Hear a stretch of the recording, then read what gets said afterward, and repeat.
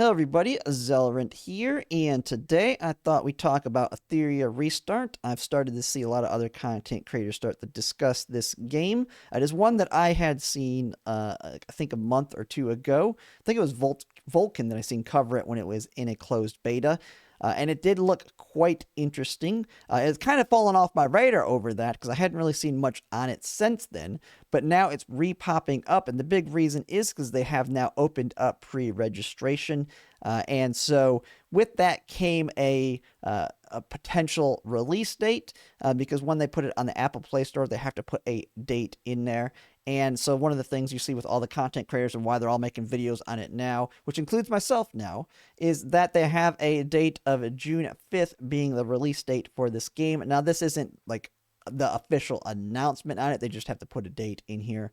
But it is most likely going to be around this time frame, and that is actually going to be quite perfect for me for getting into another gacha game, because like I say in most of my streams when I talk with people, is that I work in the tax software environment, so I basically work quite extensively from like that September to April time frame. But then I have tons of time in the summer. That's like when I have to take all my vacation. And so gacha games coming out in that are going to be ones that I'm going to really be able to sink my teeth into. And one thing I want to start want to get to when I have all that time is getting some gacha games into that cycle that I can kind of alternate between through the weeks as new characters release. Like right now I cover Girls Frontline 2 and Sword of Convallaria, and they work out quite well on terms of when characters come out. But Sword of Convallaria is on a 2-week cycling through new characters, and Girls Frontline's on a 3-week. So sometimes they land on the same week, and then the other time they're off. What I'd like, hopefully, with this is it can be off cycle from Girls Frontline, because that way I can basically have constant content I can be making every week as characters come release, and then pair this alongside with other future games that come out. And so with it being June, this will definitely be a game that I will sink into. It looks quite interesting. It looks similar to Honkai Star Rail. I have seen people that say, well, it looks similar and it has a lot of similarities, like with the turn-based and couple skill system, as well as kind of the whatever they call their equivalent of relics. In this, it does deviate quite a bit from it in a lot of other ways, and that's quite good. Now, I used to play Honkai Star Rail and Zenless Zone Zero and Wuthering Waves, but those 3 games I quit like about a month ago.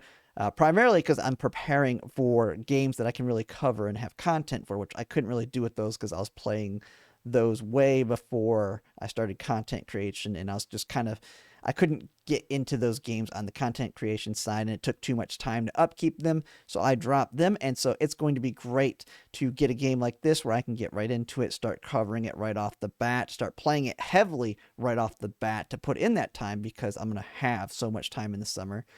And it fills that void of having that turn-based game that I don't have on Honkai Star Rail.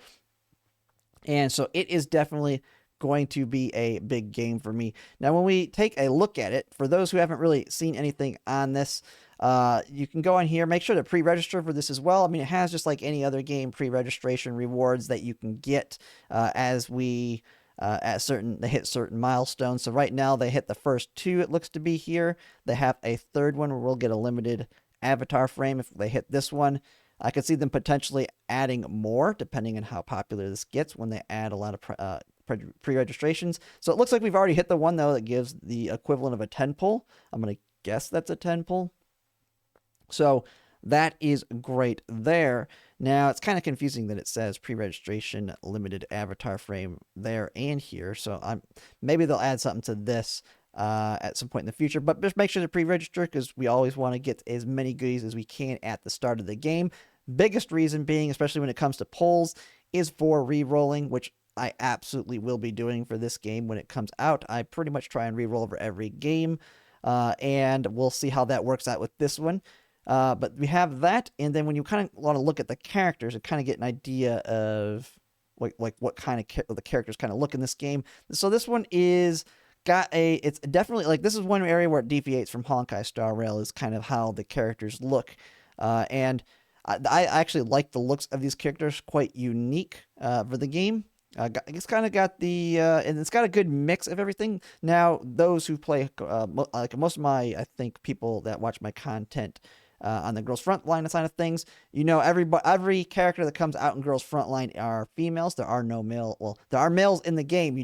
All the people you pull are going to be the T-Doll females. This actually has a good mix of it. I mean, it looks like it's going to be just like every other gacha game where it's going to be dominated by females mostly. I mean, let's see. Maybe it's even.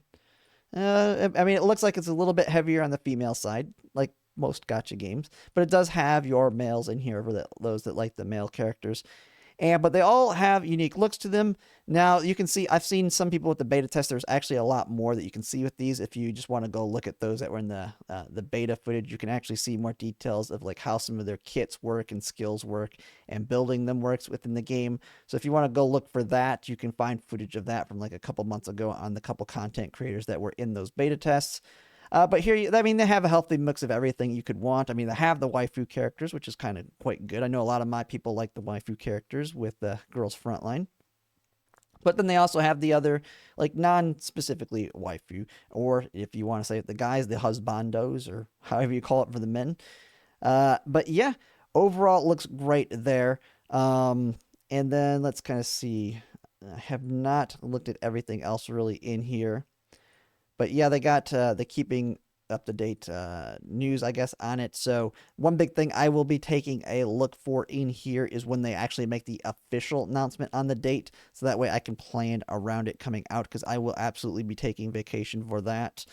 And so yeah, and that's pretty much it. There's not much else to it. I will probably make a follow-up video at some time, maybe in the next week, kind of actually looking at some gameplay footage and whatnot from the beta, and kind of give my thoughts on how it looks. I know it's been a little bit since I've seen it. I do know it looked quite good, and I was like, that would be a really good one to cover for me in the future. We'll kind of have to see how it works out long term, because I do have a lot of games kind of on the horizon I'm looking at, and I've already learned my lesson kind of trying to balance like 5 games at once when I was doing Honkai Star Rail, Wuthering Waves, Zenless Zone Zero, Girls Frontline, and sort of Convallaria.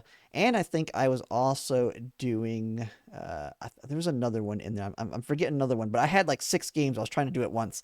And most of them I wasn't doing content creation on, so it didn't really work out very well. So we'll kind of have to see how this one works out, but if it's good, and if it's actually got a pretty simple system for maintaining it as well, I could see this one being one that I can continue to cover for quite a while, because it's good to kind of have a good, healthy mix of the different gacha games. And right now I'm playing 2 tactical games, so getting a turn-based one in there will be nice. I'm actually thinking with what Honkai Star Rail's kind of done. I don't know if anyone's seen any of the stuff of going with that. But yeah, Honkai Star Rail, there's going to probably be a lot of people from there that are going to be looking for a new turn-based game. So this one may be able to get a nice boost from the negative publicity Honkai Star Rail's getting. So we could see a big push in numbers on this game. So it could be quite popular. One thing I forgot to mention that I've seen a lot of the other content creators talking about on this, especially the ones from the sort of Convallaria side of things, is that there will be some PvP type system in this game. Now, I haven't looked at the actual PvP system in it.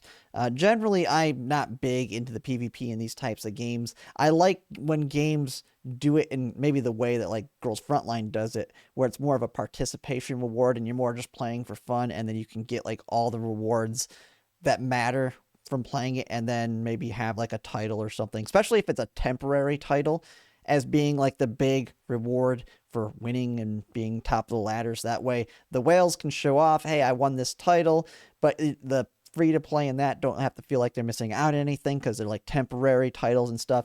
So there are ways that I've seen that PvP can work in these games, and I've thought about trying to get into like some of the PvP types systems in these games, because it does look like they have some good communities built around them in some of the content creators I watch. So we'll kind of have to see how it works out in this game, because it might be something I can get into, because in the past I've never really been big into the PvP and the gacha scene.